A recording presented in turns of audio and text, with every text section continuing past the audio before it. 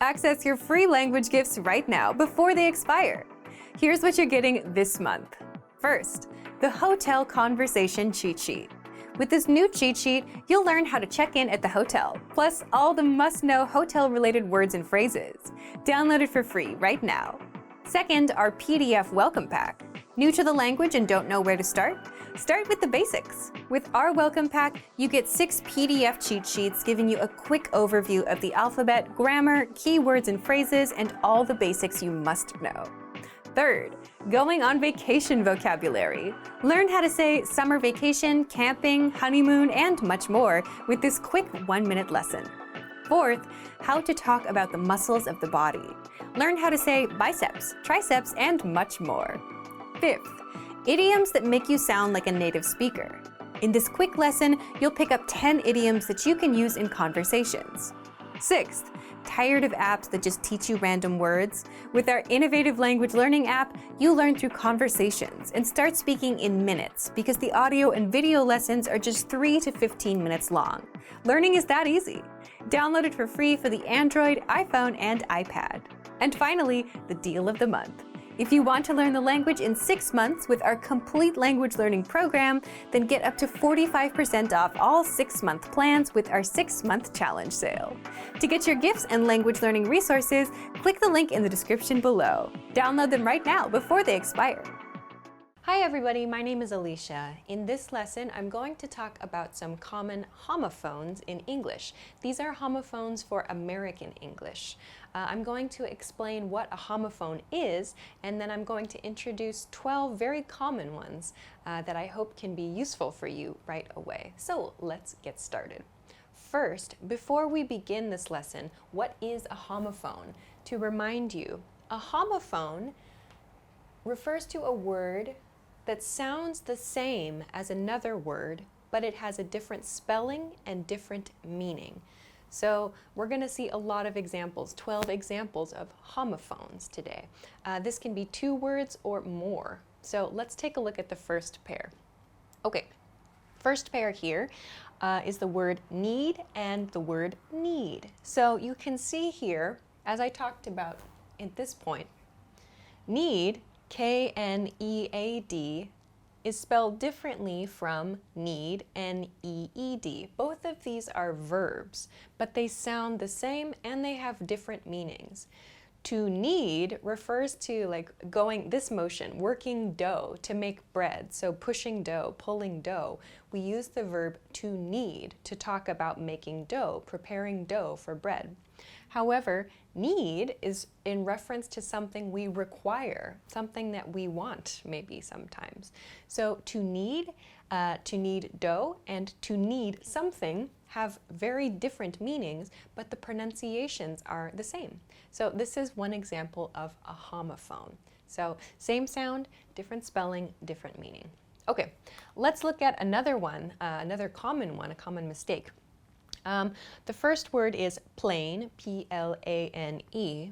The second word is plain, P-L-A-I-N. Okay, so plane, this refers to an airplane in most cases, so flying object, plane. Here, however, plain, this can mean an adjective, plain, meaning like not exciting or visually unexciting, just very simple, something that's very simple. Or it can be a noun as well. So a plain is like a large, open, grassy field area, a plain. So plain can be an adjective or a noun, actually. This can have different grammatical functions and different meanings too. But these 2 words are homophones. So same pronunciation, different meaning, and different grammatical function as well. So please be careful here. All right, let's look at a really common mistake next, break and break. The only difference here is in the vowels, actually. So you can see B-R-E-A-K, break. This refers to destroying something, damaging something, to break your arm, to break your computer, for example.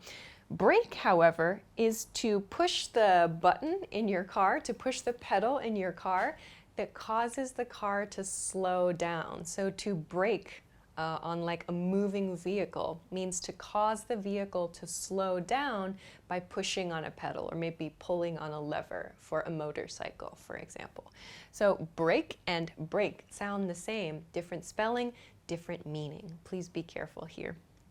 Okay, let's go to the next pair, die and die. So die with an I refers to losing your life. So you cease to exist, you no longer exist. Someone dies. Here, however, D-Y-E means using color to change the look of something. So for example, to dye your hair blonde or to dye your hair black, to dye fabric a different color. So to change the color of something. Very different meaning. So to lose life is to die, to end life, and to change the color of something, to dye something. So die and die, different spellings, different meanings. Okay, let's go to another common one. Hear and hear. So hear, H-E-A-R, is a verb meaning to be able to listen to something or to use your ear to get information. Here, H-E-R-E, however, is this position, this space right now. Here, I'm here. So the spellings of these two are different, right? So please be careful. Here as a verb to listen to, and here referring to a location specifically. Different spellings, H-E-R-E, H-E-A-R. Okay, next pair is the word meat and meat. So meat over here is M-E-A-T, so meaning an edible food product that comes from animals. So pig meat, cow meat, chicken meat. So the animal product that we can eat that comes from the animal's maybe body parts is meat. Meet, however, over here, M-E-E-T, used as a verb, meaning to come together with another person, to meet someone. So please be careful. The only difference here is the vowel M-E-A-T for the food that we eat, and M-E-E-T for our action, for coming together with another person. So meet and meet here. Okay, let's go to the next set of homophones. The next one, native speakers make mistakes with this one, so please be careful. This is principle and principle. So same pronunciation again. The spelling changes at the end of the word here. So this looks like principal and this looks like principal at the end, but the spelling is the same in American English, principle, principle. Principal, P-A-L, at the end of the word. This is like the head of a school, the top person at the school, like the school's administrator or the school's manager, the school's principal, someone who's the top of the school. Principle, however, P-L-E, refers to like a policy, a rule, a logic, a theory. So a principle of something, like a societal principle, for example. So this relates to logic. Principal relates to a person, like the principal at the school, in my example. So please be careful. Native speakers make mistakes with this one. Okay, let's go to another one. Son and son, S-O-N and S-U-N. Son means your male child, my son, his son, her son. S-O-N, male child. S-U-N, however, is that big ball of light, the star in the sky that gives Earth warmth and light. So S-U-N, please be careful here. Okay, the next example, actually there are three words that native speakers sometimes make mistakes with in spelling. These homophones are there, and there. Let's look at this one first. There, T-H-E-R-E, it's over there. So something that is maybe across the room, something that is a bit far away from us, we use the word there, T-H-E-R-E, to talk about it. Here, however, T-H-E-I-R, there, this is the possessive form of the word they. So something belonging to them. That's their house, that's their car, that's their dog. We use T-H-E-I-R to explain that. And finally, there. This is the contracted form of they are. They are becomes there. So they're really nice people, or they're really upset today, or they're really friendly, for example. So these have different grammatical functions. Please be careful. Different spellings too, but the pronunciation is the same. Okay, next pair, similar problem. Native speakers make mistakes with this as well. It's your and your. So here, Y-O-U-R, this is the possessive form of you. So something belonging to you. It's your bag, it's your marker, it's your phone, for example. So your, this is a possessive form. Here, however, your, the pronunciation is the same, your. However, this is apostrophe R-E at the end, your. So this is again referring to some quality of you. You are. So you're great, you're really funny, you're really tired, aren't you, for example. So we use these for different grammatical functions, but they are pronounced the same. Please be careful here. Okay, let's go to the next one. Another group of three here. So we have two, and two, all pronounced the same. So to is our preposition we use for explaining like movement, for example. Like I want to go to France, I want to go to China, for example.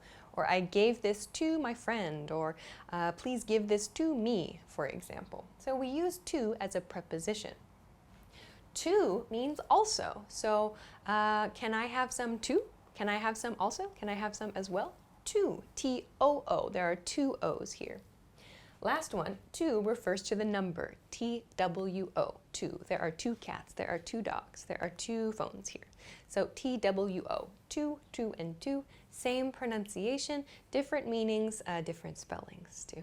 All right, last one is weak and weak, So W-E-A-K, this is an adjective, weak, means someone who is not strong, doesn't have much physical power. She's weak, he's weak.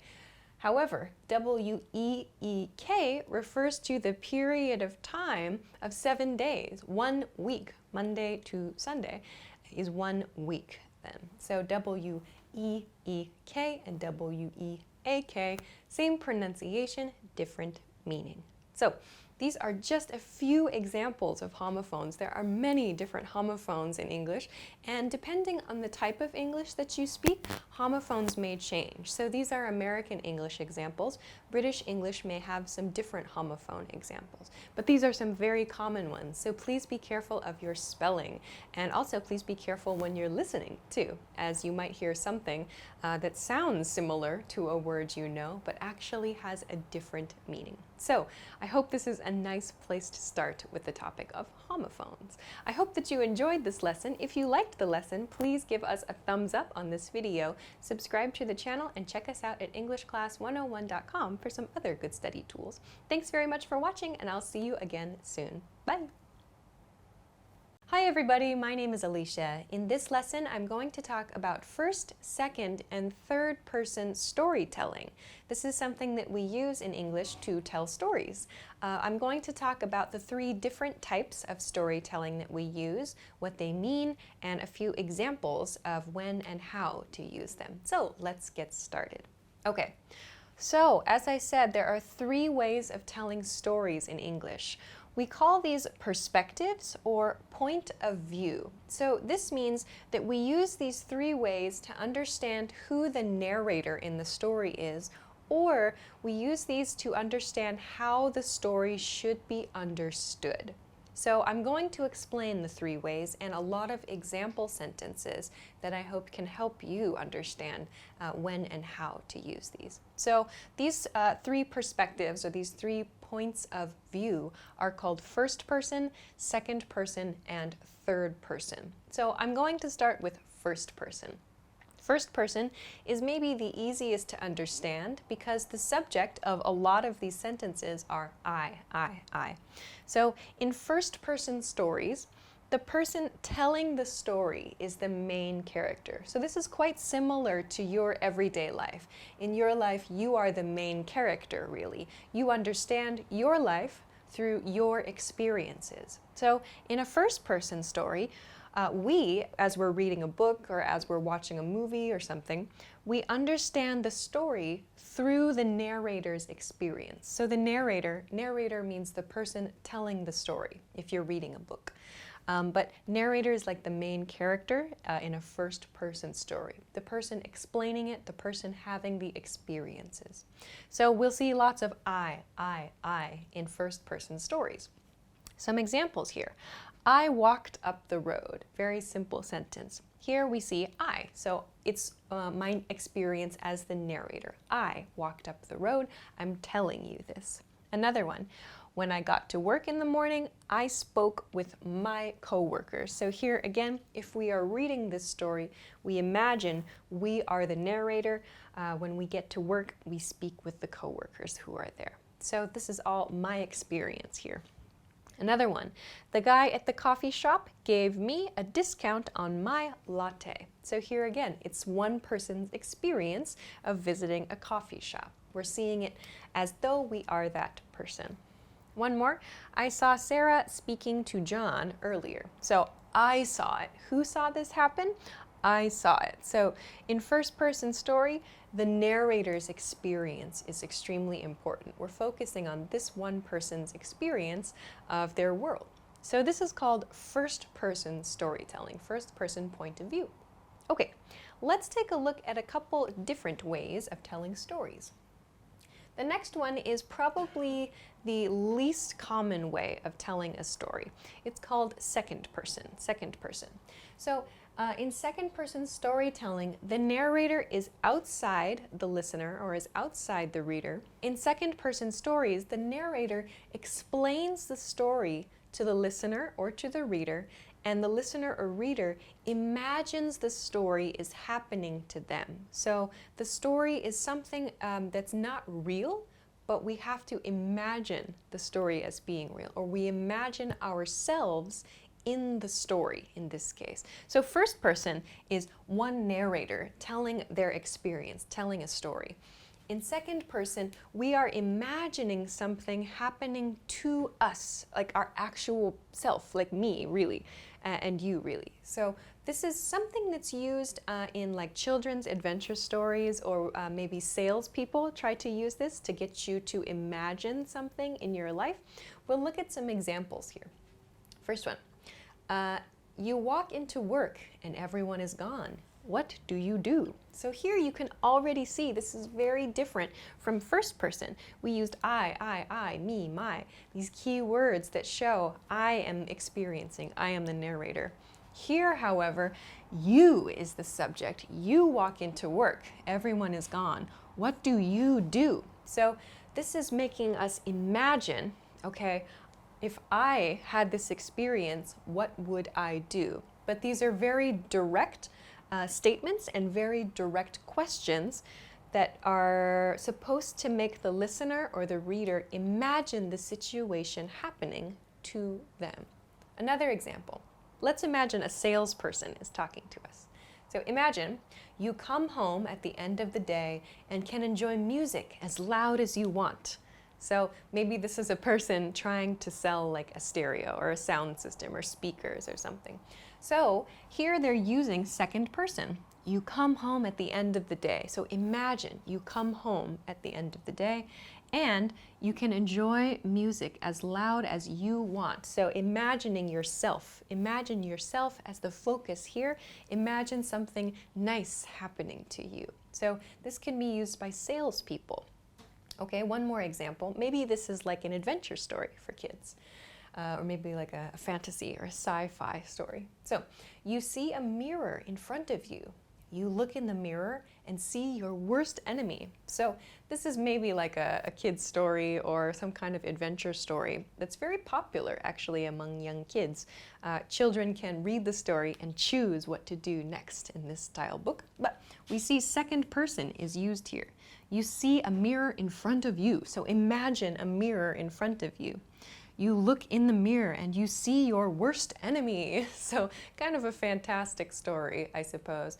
But here we're seeing a second person be used. So again, these very direct statements are used to make the imagination, I think, stronger, to make your powers of imagination stronger. So we use you to make the other person feel like they are experiencing the story directly themselves. Okay. Let's continue on to the last type third-person storytelling. Third-person storytelling, so different from first and second.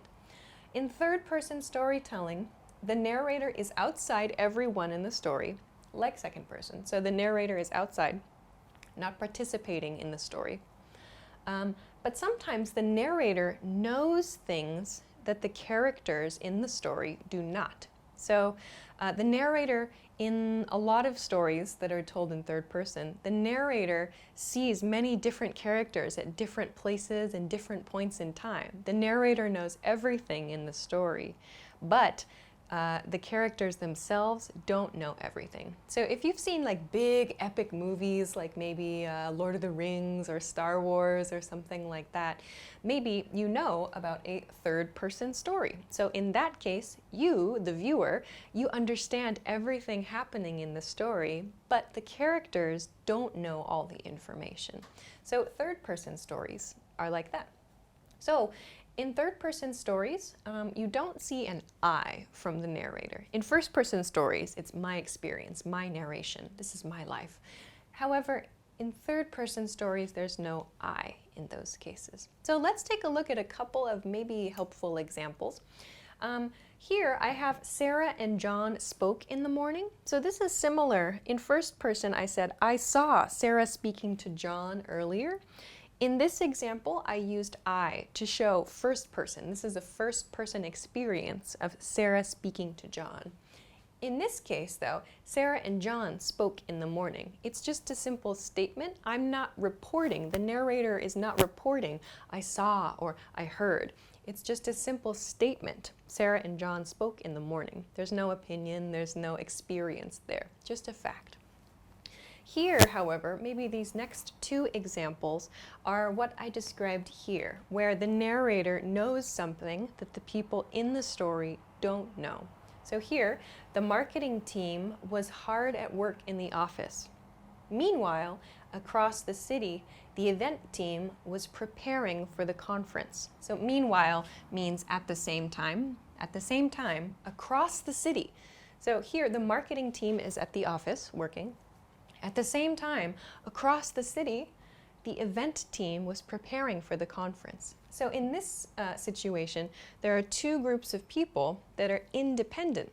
The narrator, the person telling the story, knows what both groups are doing at that exact time. However, these two groups maybe don't know exactly what the other group is doing.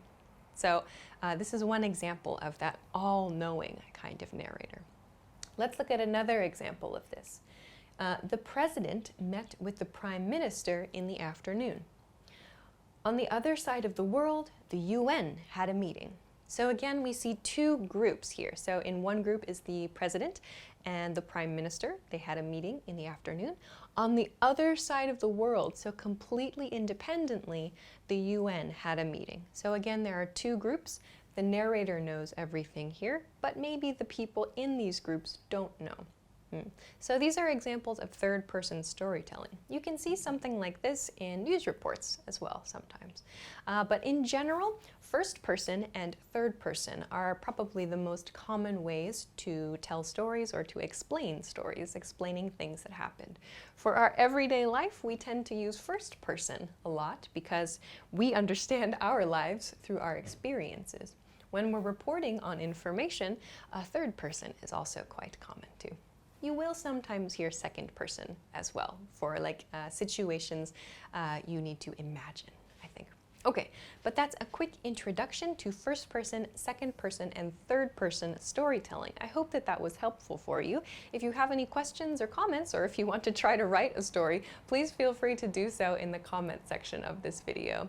If you liked the video, please make sure to give it a thumbs up, subscribe to the channel, and check us out at EnglishClass101.com for some other good study resources. Thanks very much for watching this lesson, and I'll see you again soon. Bye! Hi everybody, my name is Alicia. In this lesson, I'm going to talk about the differences between would, could, and should. I'm going to give a very quick introduction to several different ways that we use these words and share a few example sentences so that you can get an idea of the kinds of patterns that we use when we're using these words. So let's begin with the word would. Okay. In blue, I've marked a couple of kind of key points for review of ways that we can use the word would. These are kind of made with some key grammar points in mind. Let's begin with the first point here. We use would to talk about unreal situations in the present. That means situations that are not real, things that are not true, but we want to talk about them. So these are very common if patterns. So for example, if I were, I would. If he were, he would. So you can see both of these start with an if statement. So that means that these are not real situations. We're just talking about the possibility of something. And then we're describing an action. In this case, it's a positive action with the word would. So for example, if I were a doctor, I would work in a hospital, for example. In that example sentence, I'm not a doctor, but I'm explaining if I were a doctor, I would work in a hospital. So I don't use the verb will because it's not an actual situation and I don't expect it's going to happen. I'm just talking about an unreal situation. Another point here is your pronunciation. When you use the word would, we'll contract it along with whatever you're talking about. So for example, I would becomes I'd, he would becomes he'd.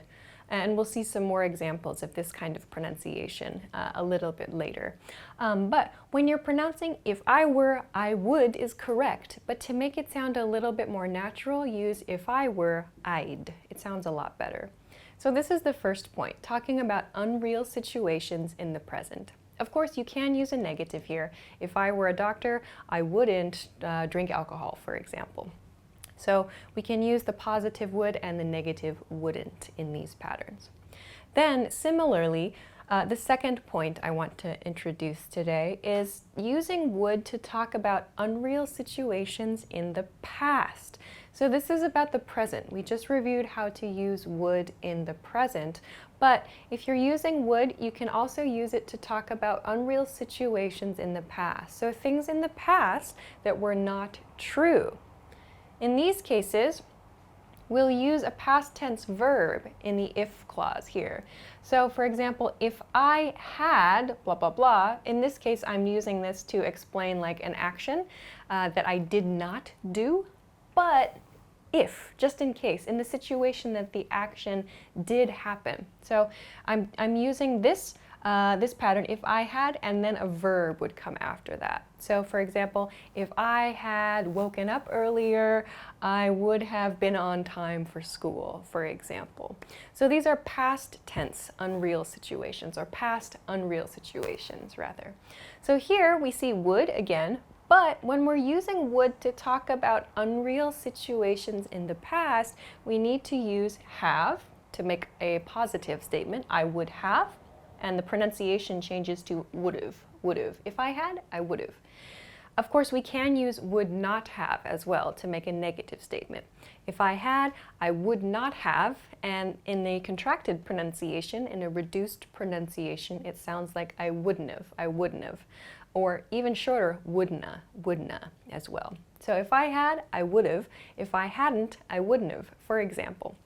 Another one, if she had, she would have. So in natural pronunciation, if she had become a teacher, she would have taught math, for example. So these are unreal, so these are not true. These if statements introduce something that is not true, but we want to talk about the possibility, that's all.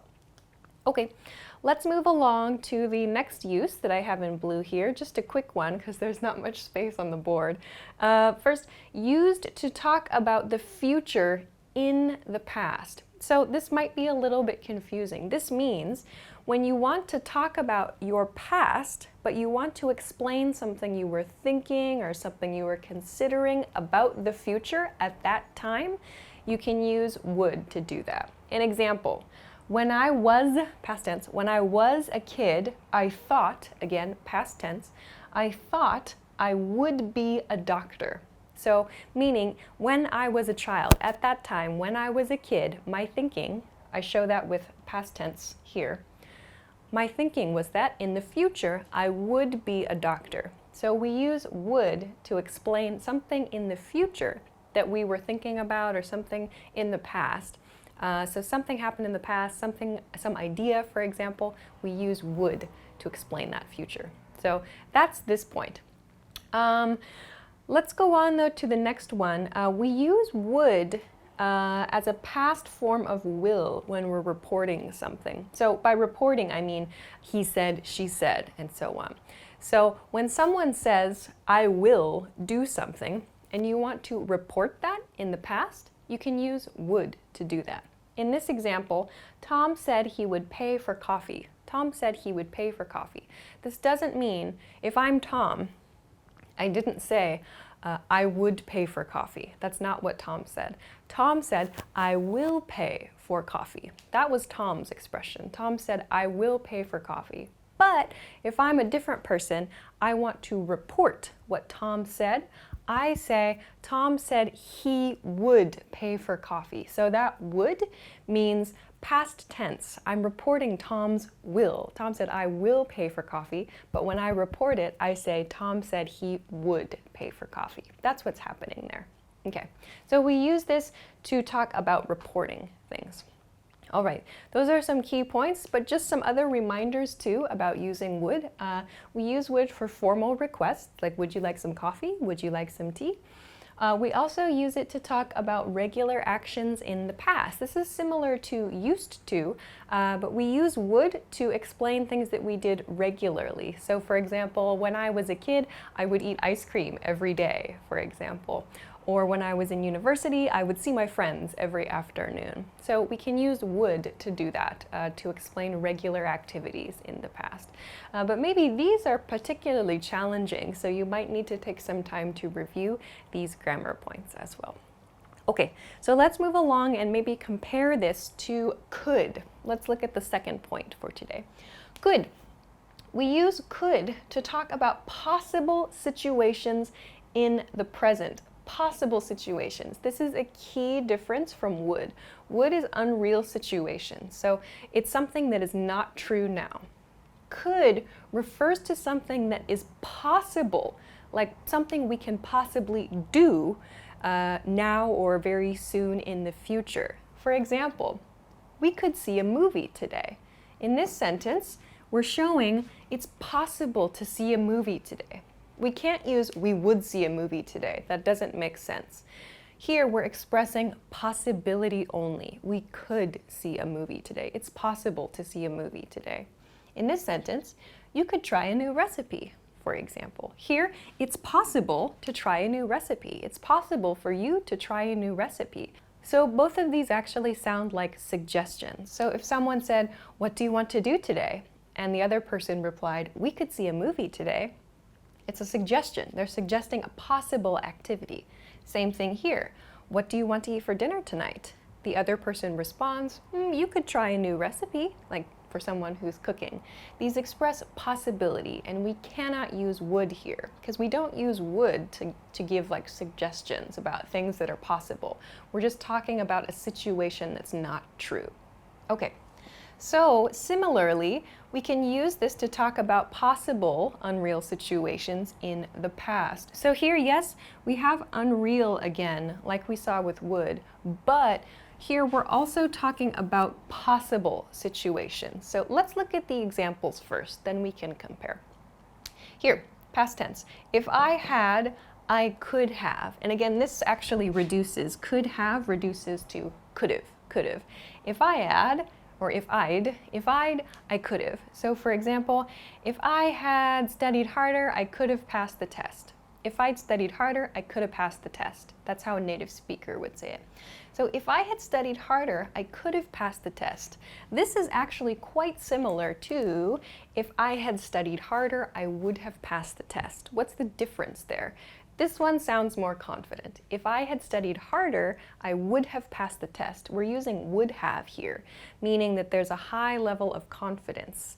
Here, we're only talking about possibility. If I had studied harder, I could have passed the test. It was possible.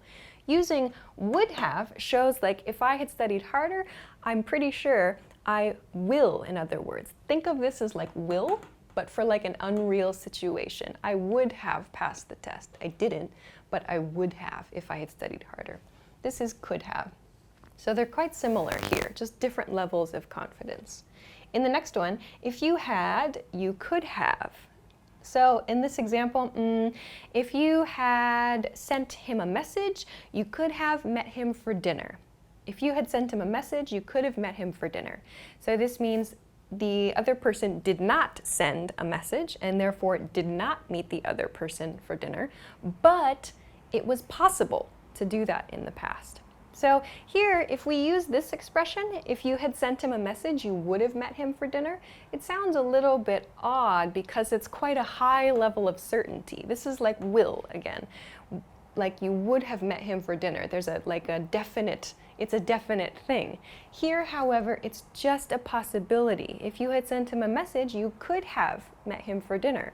So that shows it would have been possible to meet for dinner, to use kind of a confusing expression there.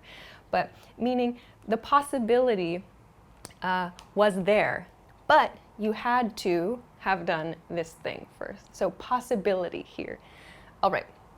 Let's move on to the next point. We use could to express past ability. Past ability. For example, when I was little, I could speak Spanish. So here we see, again, past. When I was little, meaning a little kid, physically little, I could speak Spanish. So we can think of this like past tense can.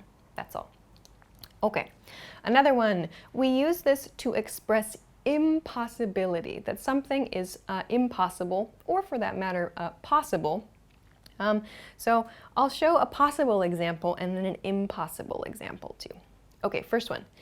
This could be the correct address. So meaning it's possible this is the correct address. This shows that there's just a possibility. If, however, we use not here, sorry, this says not. I know it's really small there, but if I use not, this could not be the correct address. Using could not shows something is totally impossible, 100% impossible, no chance. This could not be the correct address. It's not possible. So for example, this address is like 555 ABC Street. The correct address is like, I don't know, 444 ABC Street or something. This could not be the correct address. Something is wrong.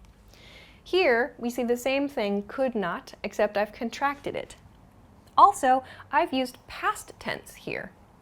So, that couldn't have been Sarah. She's at work. In this sentence, for example, I'm out shopping and I think I see my colleague Sarah. But I think to myself, no, that couldn't have been Sarah. So here's my past tense, couldn't have been. That couldn't have been Sarah. Sarah's at work. I know my colleague is at work. It's not possible that that was Sarah because Sarah is at work. I use couldn't have been to express that. So showing past impossibility. I use this expression to do it. Okay, lots there. A couple other reminders. We use could to ask permission. Could I do something? We also use it for requests as well. Could you please help me with something? So just a couple extra reminders there. All right, let's move on to the last point for this lesson, the word should. Should. So we use should to give and request advice. Examples, you should find a new apartment. So here, should comes before the verb. You should find a new apartment is a suggestion. That's advice to somebody. He should get a new job. That's someone's recommendation, a piece of advice. They should stop smoking. Again, advice. When you want to request advice, you could use a simple pattern like, what should I do? Or what do you think I should do? Or what should I get, for example. We also use should to talk about improvements to past action. So this is commonly used to express regret, or like we wish we had done something differently. We wish that we maybe chose something different. So examples of this, I should have studied more. I should have studied more. So here we have should.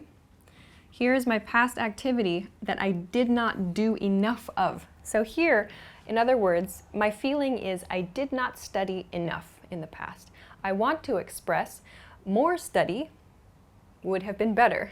So I say, I should have studied more. I should have studied more is a native speaker pronunciation. I should have studied more.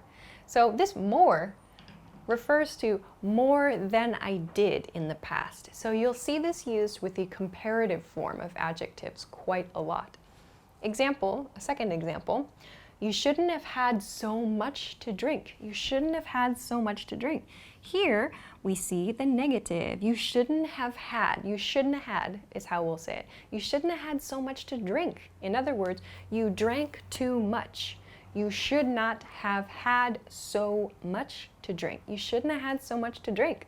So you drank too much, in other words. So this is an improvement to a past action. Someone is suggesting an improvement, like I wish you hadn't had so much to drink, for example. You shouldn't have had. One more. He should have spoken to her. He should have spoken to her. He should have spoken to her. Here we see should, and again past in this case.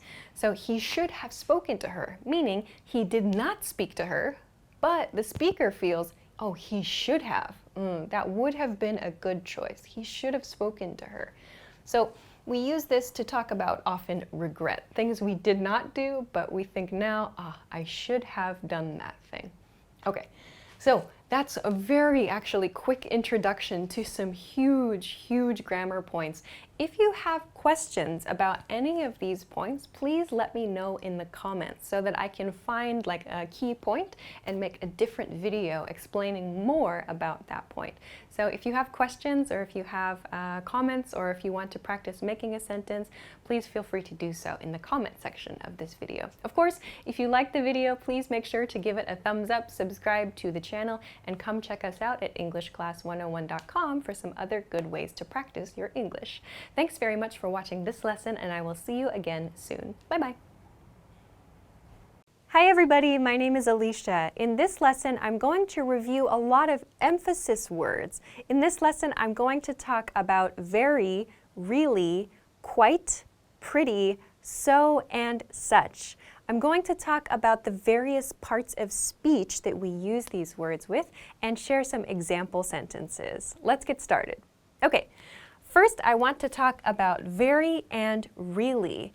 You may have seen another video that we have on the channel that talks about the differences between very and really. For some more information about these points, please check that video. To review here, however, we use very to modify adjectives and adverbs. We do not use very to modify verbs. So, some example sentences. First, as an adverb, here we have well. She sings very well. She sings very well. With an adjective, fast. He is a very fast runner. So we can use very to modify adverbs and adjectives. Here, well and fast are my adverb and my adjective, respectively. Let's compare this to really, really. Really is used to modify adjectives and adverbs, the same as very. However, really is used to modify verbs also. So let's look at example sentences. She sings really well. She sings really well. This is the same as the very example. They have the same meaning. He is a really fast runner. He is a really fast runner. Again, the same adjective here. I've simply changed really from very. So these sentences, they have the same feeling and the same meaning. You can choose which you prefer to use. Now, let's look at these two examples. These two examples are examples which use verbs modified by really. First, we really like Italian food. We really like Italian food. Like is a verb. Really modifies it. We give emphasis to like with the word really here. One more example. Our dog really loves you. Our dog really loves you. My verb is loves, and I'm modifying the verb with really here. My dog really loves you. So we can use very in this way. We can use really in this way. We cannot use very in this way. So adjectives and adverbs are okay. Adjectives, adverbs, and verbs are all okay with really. So with this in mind, let's continue to the next 2 points. The first one here is quite, quite. Like with really, we can use quite to modify adjectives and adverbs. It sounds a little more formal than very in American English. And we can use quite to modify verbs too. This point, modifying verbs with quite, is perhaps a little more commonly done in British English. We may from time to time use this in American English, but you may hear this more often in British English. So let's look at some examples. First, she sings quite well. She sings quite well. Again, well is my adverb here. I modify with quite. So this sounds a little more formal or a little more polite than very, at least in American English. Second, he is quite a fast runner. He's quite a fast runner. So here, quite is modifying the adjective, quite a fast runner, quite a fast runner. And keep in mind, I'm using this pattern, this adjective noun pattern. If this adjective begins with a vowel sound, we need to change this article to an. He is quite a fast runner. So this is how we would use it with quite to mean the same thing as very, but more polite. Let's look at how we use it with verbs. We quite like Italian food. We quite like Italian food. Again, like is my verb. Quite modifies it. It sounds quite polite. It sounds quite polite. So there I used it in this way. It sounds quite polite. Lastly, our dog quite likes you. Our dog quite likes you. So again, I've used the verb like here. I used love before, but quite likes you. You might hear that from time to time, that expression, I quite like you, or I quite like that thing. This is kind of a common expression that we use, perhaps more in British English, but from time to time in American English as well. So keep in mind, in American English, quite sounds a little bit more formal than very or really. But this is how we use it. Okay, so let's continue on then to pretty. Pretty. Please keep in mind, this pretty here, this is being used as an emphasis word. It does not mean like physical appearance, like that flower is pretty, or he or she is very pretty. We are not using it in that way. That's used as, it's used as an adjective. She's pretty, the flower is pretty, the sunset is pretty. This is a different use of pretty. This use of pretty is for emphasis. We can use pretty to modify adjectives and adverbs. It's probably a little below very or quite in strength of meaning. So I said quite is fairly polite in American English. Maybe very is next, and pretty would be under very in this case.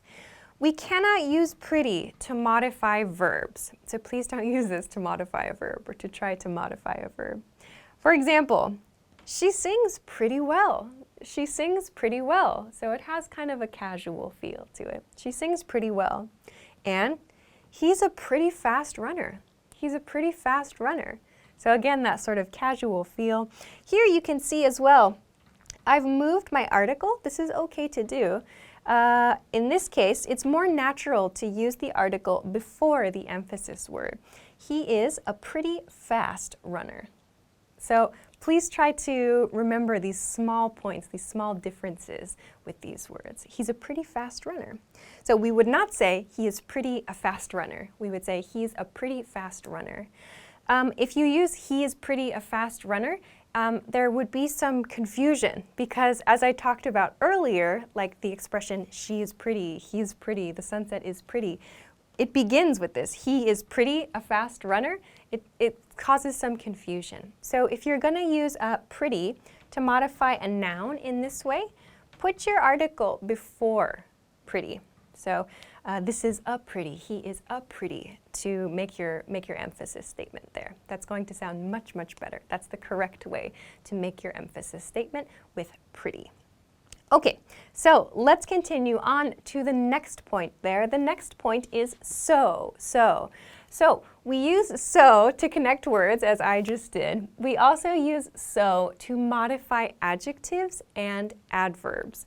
So from all of the words on this whiteboard here, so is the most casual.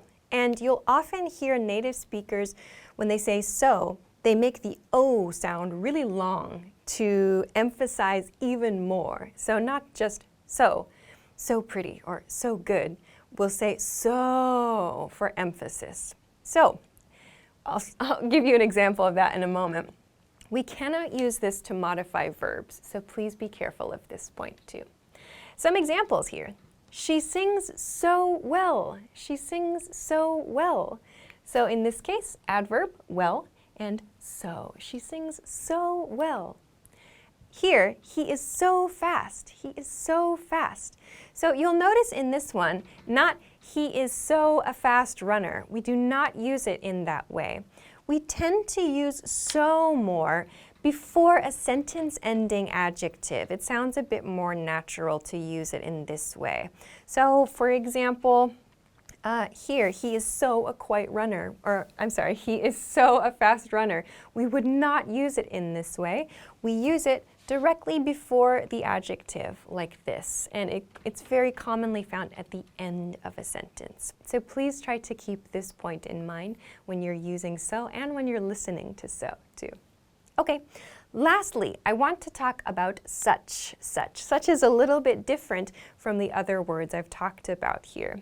We can use such to modify adjectives, yes, and again, we're doing this before nouns with a and an, as I've talked about before. So we saw this here, a fast runner. So my adjective is here, my noun is here, and my article, a or an, is here. We're going to see that here as well. We need to use this pattern here with such.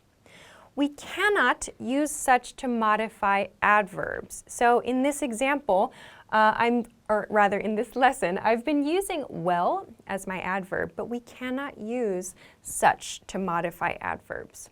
So, final point here, modifying verbs. We also cannot use such to modify verbs, so please don't do that. Let's look at some examples of how we might use such to modify adjectives before nouns. First, she is such a good singer. She is such a good singer.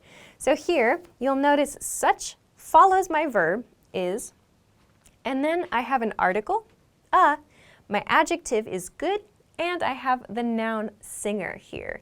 So, a good singer. Such is emphasizing good here. She's such a good singer. She's such a good singer.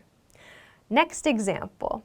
He is such a fast runner. He is such a fast runner. So this has the same feel as this one, but it sounds a little bit more friendly. So quite sounds fairly polite.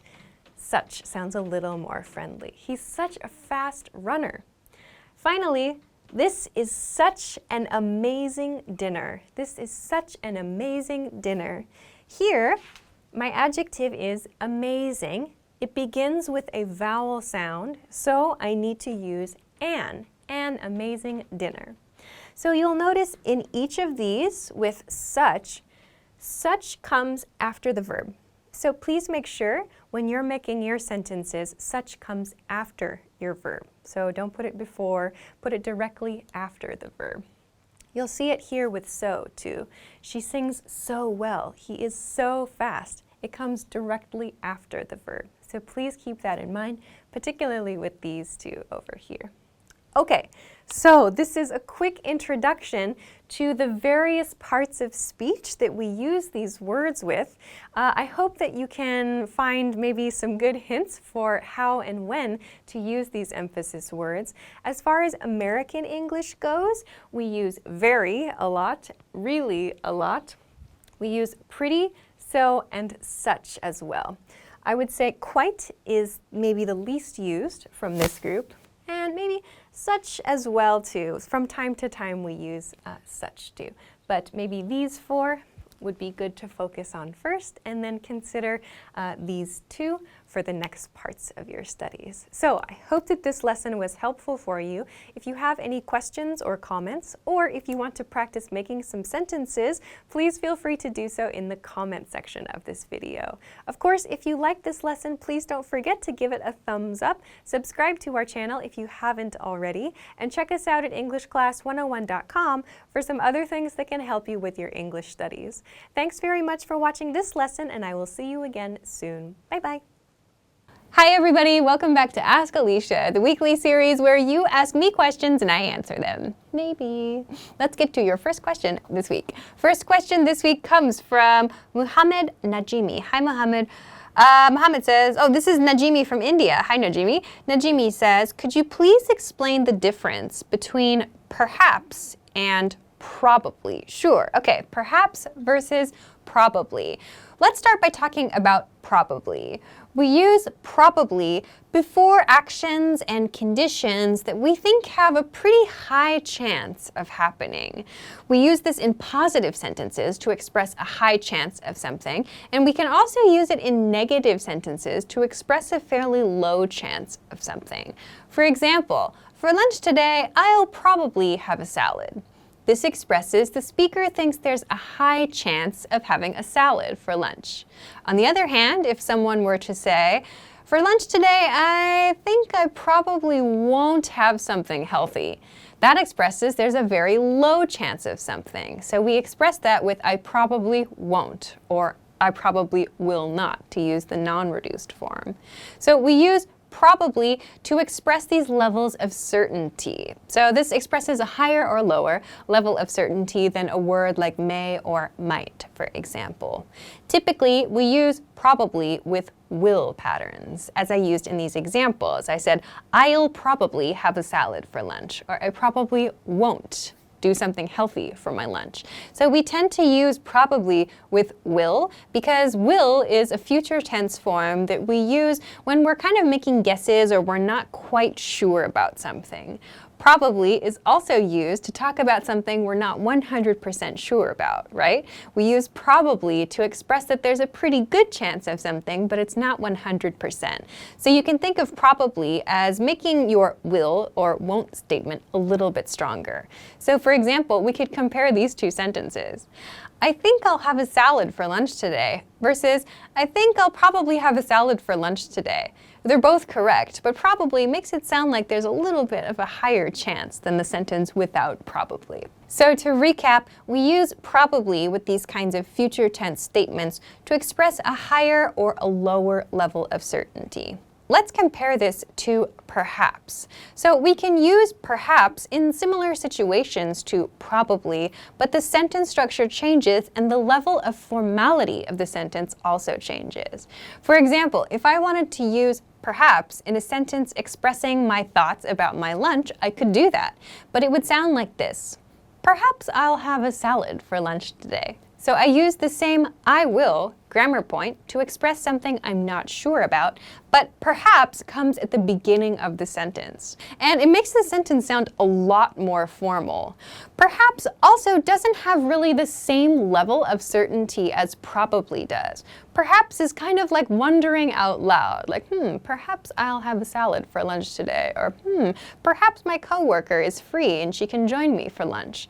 So we're kind of wondering out loud with perhaps. We're not really expressing our level of certainty, we're just kind of thinking about something. So we don't use this in the same position as probably. Probably is used to indicate a level of certainty. Perhaps is kind of like a formal way of saying maybe, and it typically comes at the beginning of the sentence. So I hope that this helps you understand the differences between perhaps and probably. Thanks very much for the question. Okay, let's move on to your next question. Next question comes from Samuel Mendoza. Hi, Samuel.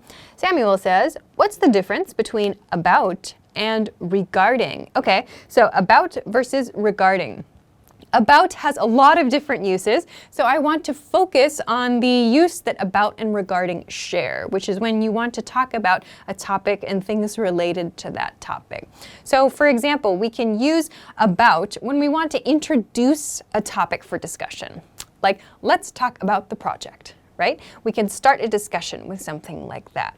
When we want to use regarding, however, we tend to use it in slightly different sentence patterns. So we introduce the topic with regarding at the beginning of the sentence, as in regarding this project or regarding the situation, and then we give the details. We want to talk about that thing. So it's kind of like the introduction, our topic introduction, but the structures that we follow are different. So again, when we use about to start off a topic discussion, we might say something like, I'd like to talk about the project.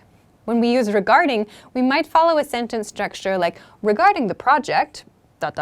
So it's kind of like we're introducing the ideas, but we do this in different ways. Generally speaking, regarding sounds a lot more formal and a lot more polite. It's more appropriate in business context than about. So you can also use regarding in the middle of sentences, much like you can with about. For example, if you want to talk to a coworker about a specific topic, you might write in an email, I'd like to speak to you about our project progress. You can also use regarding in this way. I'd like to speak to you regarding the project progress. In this case, both are appropriate because it's a work situation, but regarding is going to sound more formal. So you can use these two words interchangeably when you're using them in a sentence like this. But when you're using these words to introduce a topic, like at the beginning of a meeting or at the beginning of a presentation, please keep in mind that there are two different sentence structures we typically follow. I'd like to talk about something, and regarding something, ... So I hope that this helps you understand the differences, some of the differences between about and regarding. Of course, there are many different uses of about, but today I want to focus on this one that both about and regarding share. So thanks very much for the question. Let's move on to your next question. Next question comes from Hassan. Hi, Hassan. Hassan says, hi, Alicia. What is the difference between past perfect simple and past perfect continuous? Good question. Okay, past perfect simple versus past perfect continuous. So for example, I had eaten versus I had been eating. What is the difference there? Yeah, it's a good question. So we use these past perfect structures to talk about actions that happened in the past before some other past action. So that's the key point here that I hope people take away from this. We use past perfect structures, that includes past perfect continuous, to talk about something that happened before another past action. So for example, one action happened here, like yesterday, and we want to describe another action that happened before that action. We use past perfect or past perfect continuous to do that. Why do we choose between past perfect and past perfect continuous? A continuous action in this situation represents an action that was continuing and was stopped by some other past action. Past perfect, not continuous, simply expresses that some action or condition happened before that action. So that's the difference. First, let's look at an example sentence that uses a simple past tense verb and a past perfect verb. For example, by the time I graduated college, I had already gotten 3 job offers. So there are 2 actions here. Graduating college, I said by the time I graduated college, so that's my simple past action. That's one action, the action that happened nearest to the present. I had already gotten or had already received 3 job offers. So we use past perfect to express one action or one condition happened before or prior to this other past action, which is closer to the present. So we use these 2 grammar points together to express the sequence of events. Then, let's compare this to a sentence that uses past perfect continuous in a similar manner. By the time I graduated from college, I had been studying my research topic for 12 years. So, in this sentence, we're talking about the same point in time, right, graduating from college, but in this case, we're talking about an action that was continuing. So we use past perfect to show that that action was continuing before some other past action. So by the time I graduated from college, so this is my past action, simple past tense, I had been studying. So that shows that this thing was continuing in the past. So when we want to express or we want to emphasize that an action was continuing in the past, we use past perfect continuous.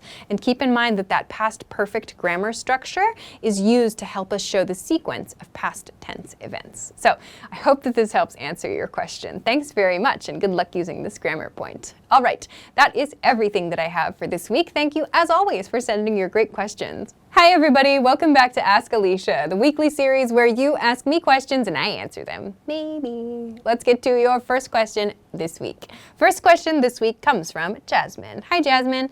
Jasmine says, what is the difference between must and have to? I am often confused about which one to use. All right. Thanks, Jasmine, for this question. Yeah, let's do some review. We haven't talked about this topic in a while. Must versus have to. Let's start by talking about must, and the negative form, must not. We use must and must not for things like official rules. So you'll see this in signs in like the airport, or maybe in a police station, or perhaps in your workplace. In these very official or formal settings, must and must not is used to talk about rules. For example, you must show your passport at immigration. Or you must not wear blue jeans to work. These kinds of things express rules, so must has this very official sound to it. We also use must for very, very serious pieces of advice. For example, a doctor might tell a patient, you must stop smoking, your health is in danger.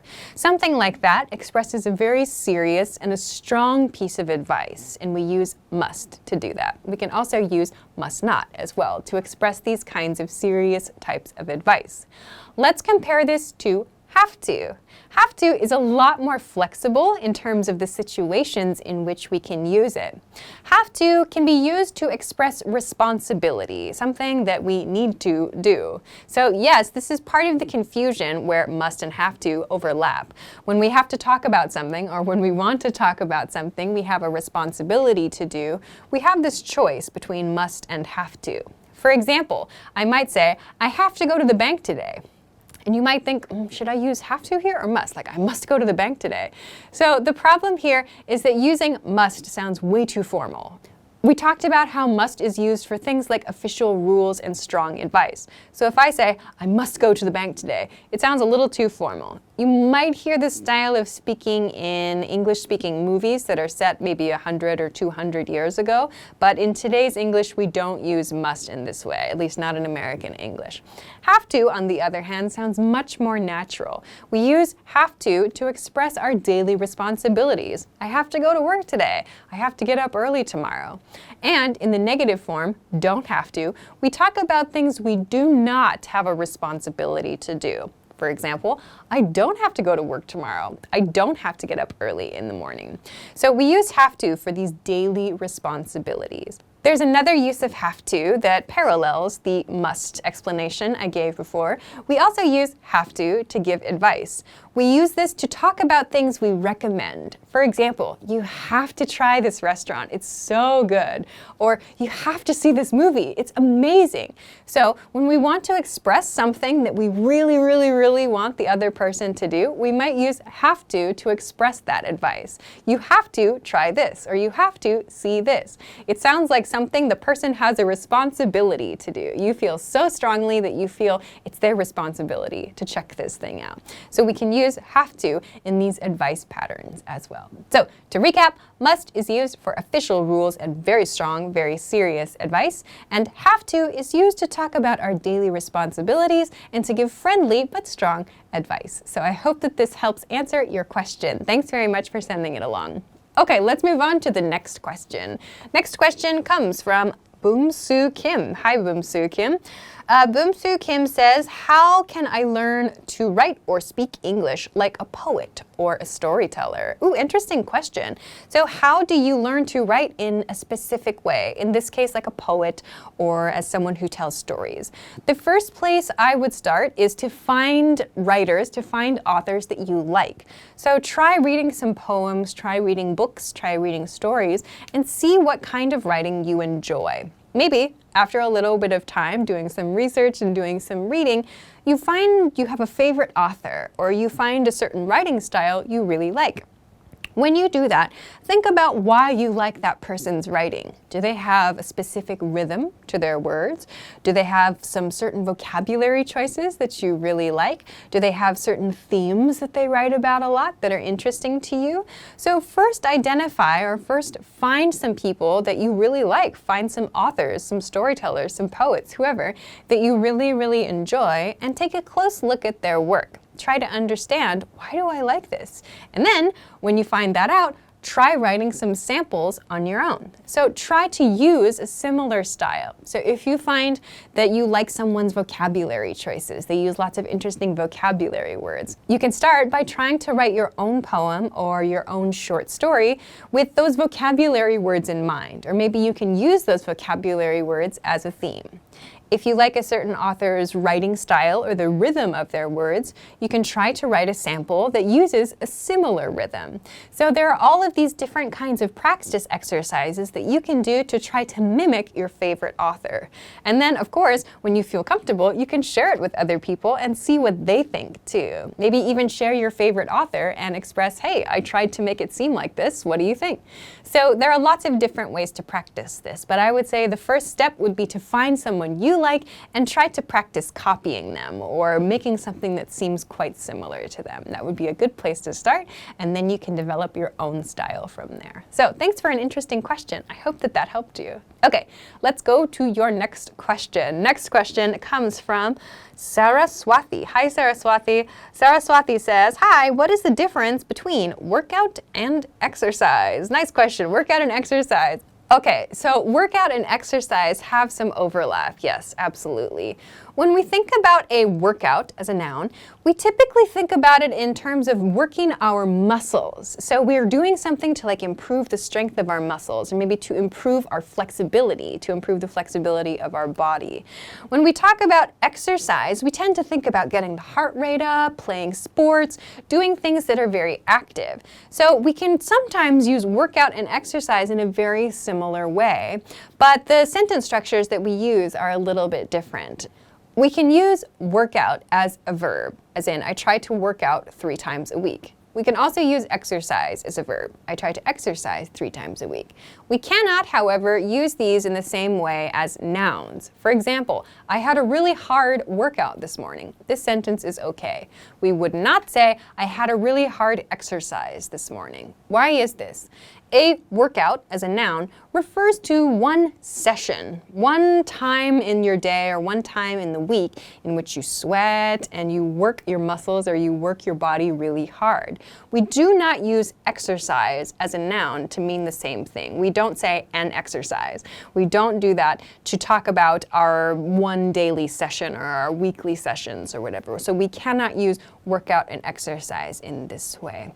So the difference between workout and exercise is that workout can be used as a noun to talk about one session in your day or in your week, but we cannot use exercise in this way. So keep this in mind when you are talking about your own workouts or your own exercise sessions. So I hope that this helps answer your question. Thanks very much for sending it along. All right, that is everything that I have for this week. Thank you, as always, for sending your great questions. Hi everybody, welcome back to Ask Alicia, the weekly series where you ask me questions and I answer them. Maybe. Let's get to your first question this week.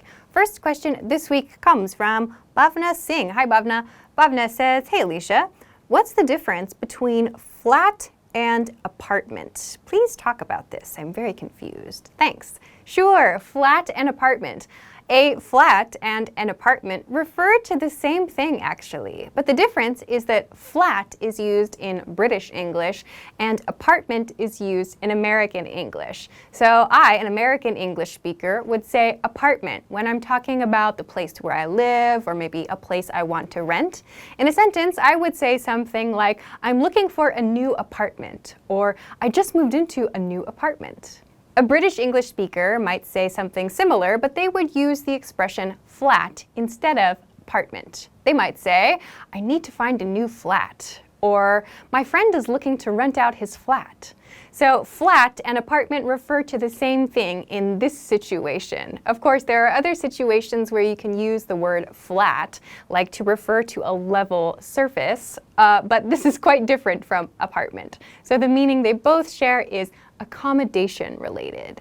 They both mean the same thing, but it's just the type of English that's used. So if you are studying American English, please use apartment. If you're studying British English, please use flat. I hope this helps answer your question. Thanks very much. Okay, let's move to the next question. Next question comes from Darwin Contreras. Hi, Darwin. Darwin says, what is the difference between I got it and I got you? How can I use it? Okay, I got it versus I got you. Let's start with the expression I got it. There are a couple of different situations we might use this expression in. I got it can be used to mean I understand or I understood the information. So for example, when someone explains something to you, like how to use a new software, or maybe they give you some information that you need to know, and you want to express casually that you have understood the things they've just told you, you can say, I got it, which means I understood. So if you use I understood, it's also fine, or I've understood everything sounds quite formal as well, but using I got it means that's okay. I understand everything in a very casual way. Yeah, okay, cool, I got it. We can also use I got it to mean I am going to take care of it. For example, if someone says something like, hey, can you pick up some milk on your way home tonight? You might say, yeah, sure, I got it, no problem. That means I'm going to do it, or I'm going to take care of that thing for you. Again, this I got it refers to a very casual relationship between two people. You probably wouldn't say this to your boss or in a formal situation. So you can use this to mean, sure, I can take care of that for you. Yeah, no problem, I got it. So this is how we use I got it. Now let's talk about the expression I got you. I got you can be used when someone rescues or saves someone else. So maybe you've seen this in a movie, maybe in like a romance movie or an action movie or even just an everyday movie, I suppose.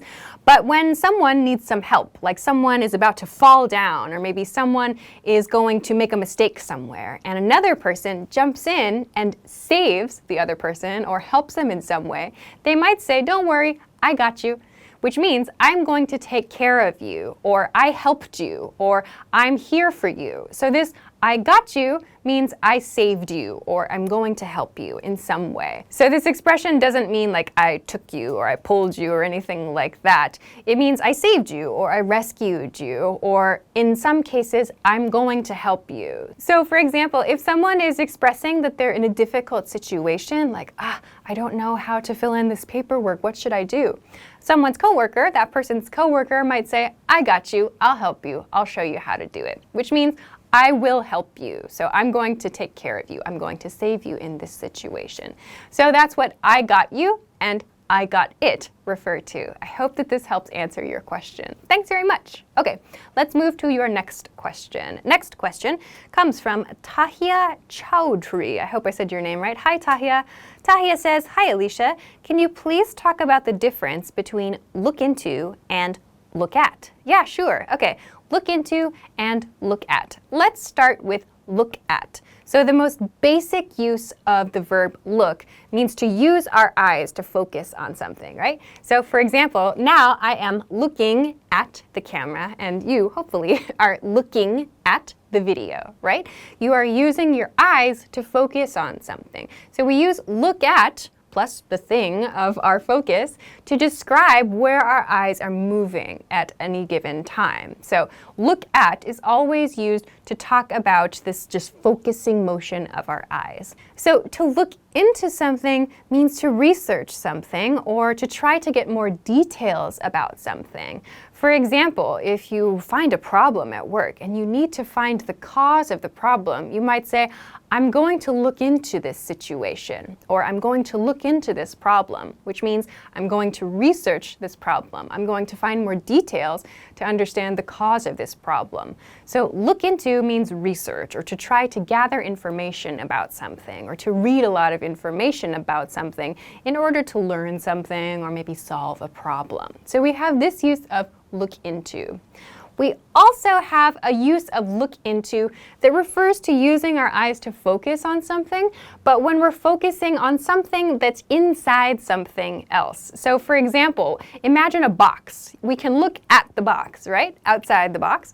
But if we want to talk specifically about the inside part of the box, we might say, look into the box. If we want to be very specific about where someone should direct their eyes, we could say, look into the box. Or you might also hear people say, look into my eyes, right? Which sounds like you're looking inside someone else's eyes or looking inside someone's heart or their mind. That's kind of the feeling there. So you might also hear look into used in situations like these, where another person wants to direct you to use your eyes to look inside something else. So these are the differences between look at, using your eyes to focus, look into for research and gathering details, and look into to mean using your eyes to look inside something else. So I hope that this answers your question. Thanks very much for sending it along. All right, that is everything that I have for this week. Thank you, as always, for sending your great questions. Hi, everybody. Welcome back to Ask Alicia, the weekly series where you ask me questions and I answer them. Maybe. Let's get to your first question this week. First question this week comes from Aldonce from the Central African Republic. Hi, Aldonce. Aldonce says, hi, Alicia. I'd like to know the difference between online and live. Could you please explain this? Okay, so online versus live. Let's start by talking about the word live. When we say that a piece of media, like video or audio, is live, that means it's being broadcast right now. There are no edits. The person is speaking in that moment. The person is acting in that moment. So you are seeing everything happening in real time. So we sometimes see this in the news, like we see a live news report where the reporter stands in front of a scene and explains what's happening at that moment. We would describe that as a live report or as a live broadcast. On this YouTube channel, for example, we have regular live broadcasts, live lessons. So that means the broadcast is unedited. You're watching it happen in the moment. So we can say that that is a live lesson. Of course, our live lessons are recorded, so after the lesson, it's no longer live, but it was a live lesson. It was recorded without any kinds of edits or anything like that, and it was shared. So after a live broadcast, yes, we can still watch it, of course, but it is no longer live. So live refers to something being done in the moment, real time. So it doesn't mean that something is unplanned. It just means that it's being done without any kinds of edits or there's no changes being applied in the moment. So this is what live refers to. Online, on the other hand, has quite a few different uses. We can use online to refer to our status. For example, when we are on the phone, using our phone, I mean, not actually calling someone, but when we're on our phone using social media, for example, other applications, using the internet, we are in the state of being online. So for example, if I'm using Google to search for something, or if I'm on Facebook or Instagram or something, I am online. We use online to mean using the internet. I am online. So you can kind of think of this as imagining the internet as a bunch of lines that we cannot see that connect us to the rest of the world, and we are using that in the moment. So we are online. So online refers to being on the internet. We can also use online to talk about something that is available on the internet. For example, when someone makes a new video or they create a new product and they release it and they share it to other people, they might say, my new video is now online. It's now available for you on the internet. Or my new product is now online, or our new app is now online, which means it's ready for you to use. It's available. It's online. So online refers to this connectivity to the internet. Live refers to something that's being broadcast without edits or any changes. It's in the moment. So we can use these in kind of similar ways. For example, when we talk about our live broadcast, we might say our live broadcasts go online once a week, which means our live unedited broadcasts become available to people once a week. So we can kind of use them in similar situations, but they do refer to separate things. So I hope that this helps you understand the differences between online online and live? Thanks very much for an interesting question. Okay, let's move on to your next question. Next question comes from Maud Shahid. Hi, Maud. Maud says, how do I use once for future actions? Nice question. Okay, so once for future actions. That means we want to talk about something that has some kind of condition attached to it, right? For example, once I finish my homework, I'll watch some TV. Once you finish that report, can you come help me in the conference room? So once is used to introduce this kind of condition. It means after you have completed this thing, or after this thing becomes true, this thing will happen, this other thing will happen. So after A, B. So in the first example sentence, I said, once I finish my homework, I'll watch TV. Another way to say that sentence is, after I finish my homework, I'll watch TV. You might think, well, why should I use once? Why should I use after if they mean the same thing? It's up to you, really. In my opinion, once sounds a little bit more formal than after. If I were thinking to myself, or if I were talking to a friend or maybe a family member, in most cases, I feel like I would say after. Like after I finish my homework, I'll watch some TV with you, for example. You could say once though as well. Once I finish my homework, I'll watch TV. The same thing applies in work situations, as in my second example sentence. So once you finish that report, can you come help me in the conference room? We could also say this as, after you finish that report, can you come help me in the conference room? Both of these are completely correct. It's up to you to decide which one you'd want to choose. Again, in my opinion, once sounds a little bit more formal, a little bit more polite to me, but that's up to you. So I hope that this answers your question. We use this once to refer to a condition being true and then some other action taking place. So I hope this answers your question. Thanks very much for sending it along. Okay, let's move on to our next question. Next question comes from Alamri. Hi, Alamri. Alamri says, does like have more than one meaning? Yes, like. The word like has lots and lots of different meanings, different uses. So let's quickly go through a few of the most common. So we can use like as a verb, of course, like I like this, or I like him, I like her, and so on. It means we feel good about that thing. We enjoy that thing. That thing makes us feel happy. I like this type of music. I like that food. So we use this like as a verb to express things that we enjoy, things that make us happy. We have other uses of like outside of this verb use, though. I know that I'm very guilty of using like as what's called a filler word. So when we're thinking about some other topic and we need another word to kind of fill the silence, we tend to use words like and so on, and lots of people use like. I'm one of those people. Some people think it's a bad habit. It's just kind of a style of speech. So like is also one of these filler words that people use. This use of like doesn't mean that it has a meaning. When we use like as a filler word, it's just kind of a word that we're using to say something, to show that we're thinking in that moment. So if you pay attention, I'm sure you will find me using like in this way throughout many videos on this channel. So like is also used as a filler word. We use like in another way to express comparisons, to talk about two things that are similar in some way. For example, he eats like a pig. This shows that someone eats in a manner similar to a pig. So you use this to compare two different things, and we want to kind of show some sort of similarities between those things. We can use like to do that. So like has this meaning as well. Finally, you will also see like used a lot on social media. So we use like as a verb in social media, much like we use the verb in speech to mean that we appreciate something or we're excited about something. It's usually a button, or maybe it's a star or a heart, whatever. We can use it on social media as a verb, meaning to like something, meaning to double click on something on Instagram, or to push a button showing that we enjoyed that thing. We can also use it as a noun in this way too. For example, my Instagram post got a lot of likes. I'm super excited. Or my Instagram post didn't get very many likes. I'm sad. So we can use like as a noun in this way to refer to social media use. So I hope that this helps answer your question about the various uses of the word like. There are quite a few. Thanks very much for sending this question along. All right, that is everything that I have for this week. Thank you, as always, for sending your great questions. Remember, you can send them to me at EnglishClass101.com/ask-Elise. Alicia. There is also a link to this in the description, so check that out too.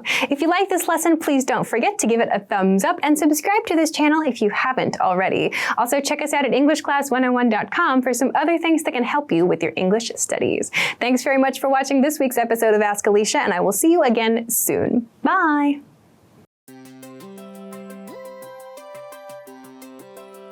Hi everyone, I'm Alicia. Welcome to Conversational Phrases. In this lesson, you'll learn how to ask the question, when is your birthday? After watching this video, you'll be able to ask and answer about the date of an event. Now let's take a look at some conversational phrases. Listen to the dialogue. When is your birthday? It's on March 4th. Listen to it again. When is your birthday? It's on March 4th. First of all, you'll need to learn how to say, when is event? The pattern is, when is event? For example, when is your birthday? When is your birthday? When is your birthday? Now, how do you answer this question? It's on March 4th. Listen to it again. It's on March 4th. It's on March 4th.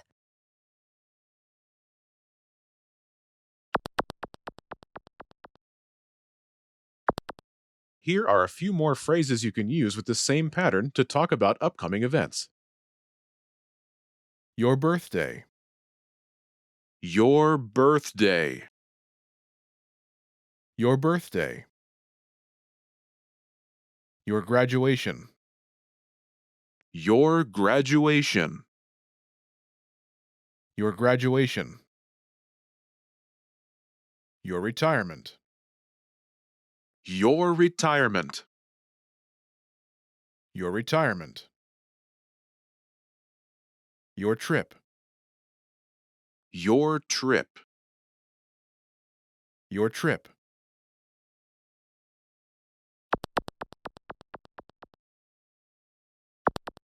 Let's look at some examples. Listen and repeat or speak along with the native speakers. When is your graduation? It's on March 4th. Listen to it again. When is your graduation? It's on March 4th. When is your retirement? It's on March 4th. Listen to it again. When is your retirement? It's on March 4th. When is your trip? It's on March 4th. Listen to it again. When is your trip? It's on March 4th.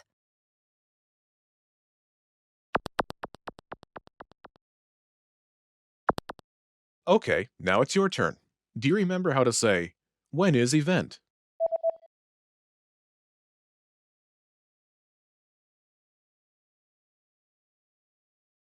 When is event? And how do you say, it's on March 4th?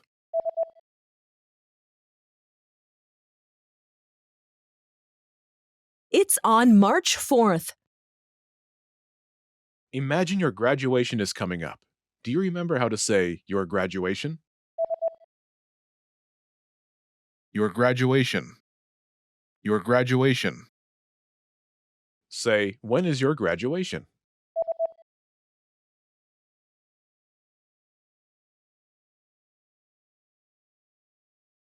When is your graduation? Now ask and answer the question, saying your graduation is on March 4th.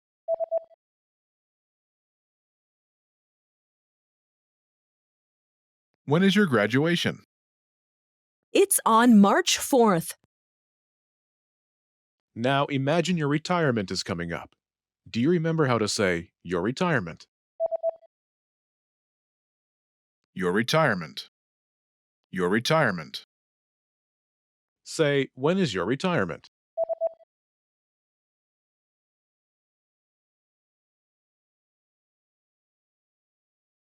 When is your retirement?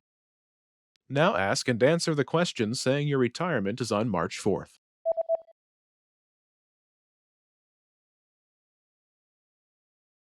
When is your retirement? It's on March 4th. Now imagine your trip is coming up. Do you remember how to say your trip? Your trip. Your trip. Say, when is your trip?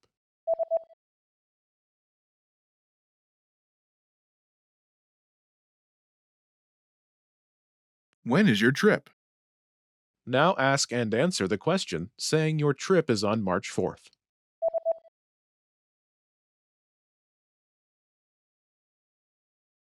When is your trip? It's on March 4th. In this lesson, you learned new vocabulary and phrases you can use in your everyday life to ask about life event dates. You're now able to ask for the date of an event like a native speaker. Start by practicing in the comments below. Ask your fellow learners when their birthdays are. Lastly, don't forget to click the link in the description and download your PDF cheat sheets. You'll get useful phrases you need for everyday life for free. See you in the next lesson. Bye!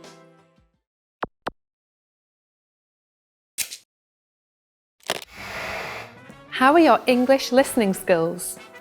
First, you'll see an image and hear a question. Next comes a short dialogue. Listen carefully and see if you can answer correctly. We'll show you the answer at the end. A student is talking to a shop manager. How many hours a week is he going to work? Excuse me, I'm here to inquire about the part-time job I saw advertised in the newspaper. Is the manager here? Yes, that's me. Are you a student? Yes, I go to the college that's just a few blocks away. Have you ever worked in a restaurant before? Yes, when I was in high school, I used to work at a restaurant near my house 3 hours a week. I see. Well, here we have a 5-hour shift system. How many times a week can you work? Well, since I still have a lot of classes, I can work only on Saturdays and Sundays. Only Saturdays and Sundays? Would you be able to work one more day? Lately, we don't have enough people on Fridays. Fridays might be difficult because I have a late class. You can work a shorter shift. It would be a great help if you could work for 2 hours from 8 to 10. How about that? From 8 to 10. That should be okay. Great, so I will give you the normal length shift on Saturdays and Sundays, and then a shorter one on Friday evenings. How many hours a week is he going to work?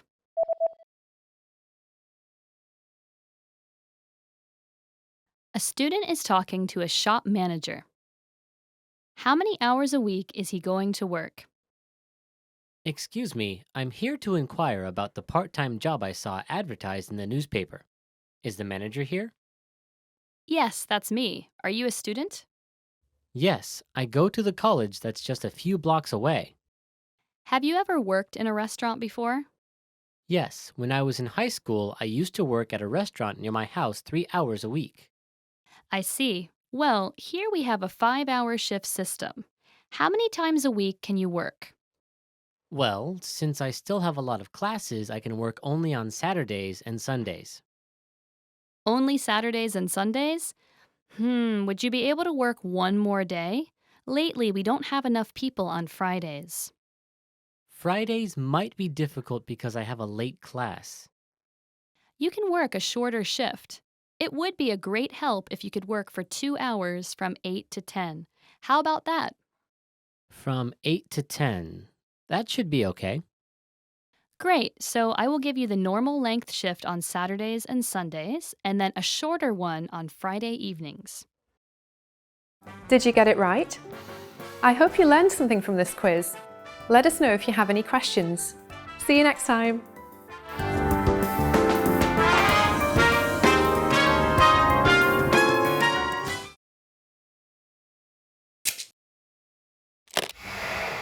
How are your English listening skills? First, you'll see an image and hear a question. Next comes a short dialogue. Listen carefully and see if you can answer correctly. We'll show you the answer at the end. A student is talking to someone at an office. What documents does he have to turn in? I want to apply for this program, and I'd like to know what documents I need to turn in. The TEDx International program? Just fill out this application form and write a short statement about why you're applying. Then, please put them in this box here. Also, because there's a possibility that you'll go abroad, we need a copy of your passport and student ID as well. Okay, thanks. Will I need a recommendation letter? Eventually, you'll need 2, but we only ask for those if you proceed to the next stage of the selection process. There's no need to hand them in with the initial application. If you have your passport and student ID with you, I can go ahead and make a copy for you. Well, I have my student ID, but I don't have my passport with me. That's no problem. Can you make a copy yourself and put it in this box within the next week? Yes, of course. Thank you. What documents does he have to turn in?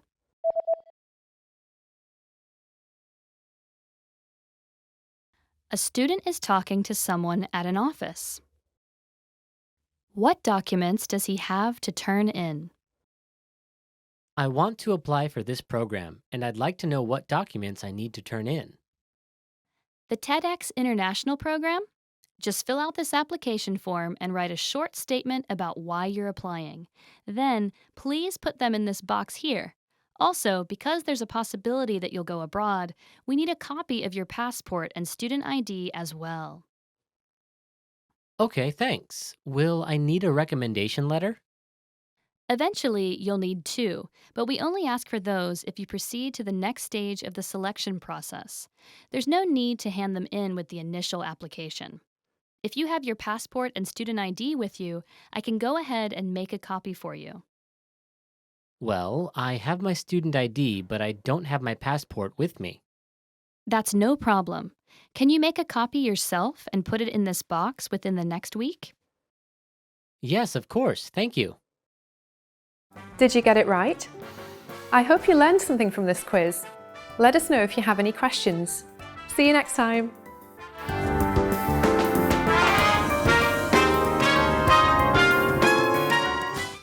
Hey everyone, welcome to the Monthly Review, the monthly show on language learning, where you discover new learning strategies, motivational tips, study tools, and resources. By the way, all the lessons and bonuses you're about to see can be downloaded for free on our website. So click the link in the description right now to sign up for your free lifetime account. Okay, today's topic is the power of a teacher. Are you learning a language alone or with someone else, like a teacher? If you're learning alone, then you're missing out on some powerful benefits and not just being able to practice with someone. A good teacher can motivate you to go above and beyond your current level right now. And that's why today you'll discover 1. The powerful benefits of learning with a good teacher, and 2. How you can learn faster with outside help. But first, if you're looking for new free language resources and downloads, here are this month's new lessons and resources. Be sure to download these now before we take them down in a few days. First, the Hotel Conversation Cheat Sheet.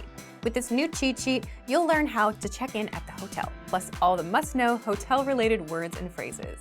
Download it for free right now. Second, our PDF Welcome Pack. New to the language and don't know where to start? Start with the basics. And with our Welcome Pack, you get 6 PDF cheat sheets giving you a quick overview of the alphabet, grammar, keywords and phrases, and all the basics you must know. Third, going on vacation vocabulary. Learn how to say summer vacation, camping, honeymoon, and much more with this quick 1-minute lesson. Fourth, how to talk about the muscles of the body. Learn how to say biceps, triceps, and much more. Fifth, idioms that make you sound like a native speaker. In this quick lesson, you'll pick up 10 idioms that you can use in conversations. To get your free resources, click the link in the description below right now. They're yours to keep forever. Okay, let's jump into today's topic. The power of a teacher. Part 1. The benefits of learning with a good teacher. Have you ever had a good teacher that inspired you to do better and go above and beyond? It could be any teacher, and not just language related. If you had someone like that, then you already know the power of a really good teacher and the impact it can have on your learning. If you had the opposite, then you're also well aware of how a bad teacher can toss cold water on your motivation and desire to learn. But today, we just want to focus on the good and powerful benefits of learning with a teacher. 1.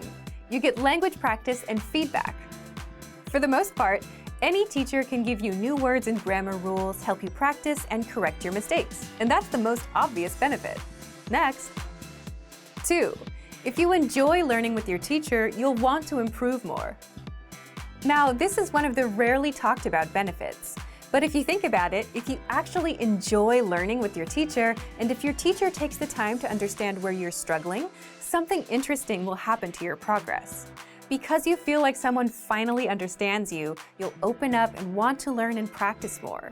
You'll want to impress them, and you'll come to the next lesson better than before. And if you add all of that effort up, lesson after lesson, you'll improve much faster. So that's why it's important to find a teacher that fits your needs well. On the other hand, if you don't really care who you learn with, and if you just show up, listen, take notes, and repeat a few words, you won't learn as fast. It'll be no different than going to class in school, passing a test, and forgetting everything immediately after. 3. Higher expectations create better results. If your teacher sets high expectations, and if you can handle it, you'll progress much faster than with a more easygoing teacher. For example, if one teacher wants you to learn 500 words in a month and another just wants 100, even if you fail the 500-word goal, you'll still be much further along than with someone that doesn't put pressure on you. But of course, that's a personal decision. Some people want someone to push them, and some people want to learn the language at a comfortable pace.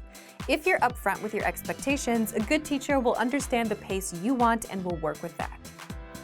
By the way, if you have a good teacher that you remember from school, leave a comment below and let us know how they helped you succeed. Now, where can you get someone as motivational as that to help you learn a language fast? Well, it's easier said than done, but let's get into it. Part 2. How you can learn faster with outside help. Having outside support can be a game changer for your long-term motivation. It can push you to reach new limits and work harder than ever. And that outside support can be a teacher, like we mentioned, a tutor, family, a friend, or someone you look up to. But it has to be someone that inspires and energizes you. And finding people like that is easier said than done. So if you're looking for outside support, there are a few things you can do. First, find yourself a teacher. But again, really good teachers, the kind that motivate and push you, are hard to find. So you might want to take a few trial lessons with a few teachers to find the one you're the best fit with. Second, if you know your learning style and what methods work for you, be sure to let your teacher know directly. It's their job to help, but they won't know you as well as you know yourself. But if you passively go into every session without having questions and requests of your own, you won't progress as fast. Third, if you're learning with our system and are a Premium Plus user, take advantage of your Premium Plus teacher. They'll hold you accountable, send you assignments, and give you feedback to help you perfect your language skills. Fourth, if you're learning with our system but are just taking the lessons, then find a lesson host you like in our lessons. Oftentimes, our users stick with lessons and continue learning just because they like the lesson hosts. And fifth, find other language learners that match or exceed your motivation level. Why? Because seeing someone else succeed and improve will push you to do the same. And this is a good option if you don't have immediate access to a teacher as well. Now, back to you. Are you learning with a teacher right now? Have you ever had a teacher that motivated you to do better? Leave a comment. So thank you for watching this episode of Monthly Review. Next time, we'll talk about how to create long-lasting habits for language learning. If you enjoyed these tips, hit the like button, share the video with anyone who's trying to learn a language, and subscribe to our channel. We release new videos every week. And if you're ready to finally learn language the fast, fun, and easy way and start speaking from your very first lesson, get our complete learning program. Sign up for your free lifetime account right now. Click the link in the description. See you next time. Bye! Want to transform your driving time into language learning time? How much time do you spend in your car every day? 30 minutes? More than an hour? Why not put this huge amount of time to good use? Instead of just listening to the radio during your daily commute, you could be learning a new language instead. Here are 3 easy methods for learning a language in your car. You can put them to use right away with the help of our language learning program. First, you can listen to fun audio lessons by real teachers. Listening to lessons while in the car allows you to focus on the road as you listen and learn. In every one of our 3 to 15-minute lessons, our teachers teach you conversations, new phrases, and cultural points. Audio is the only learning medium that lets you learn and drive safely at the same time, so take advantage of all our audio lessons available. Second, you can set your lessons on autoplay and go hands-free. Our autoplay feature lets you keep your hands on the wheel without even reaching for your device. Just set your lessons to autoplay one by one with our Innovative Language 101 app, and never have to interrupt your focus on driving to switch to a new lesson. Third, you can repeat out loud and speak from your very first lesson. You want to speak a new language too, right?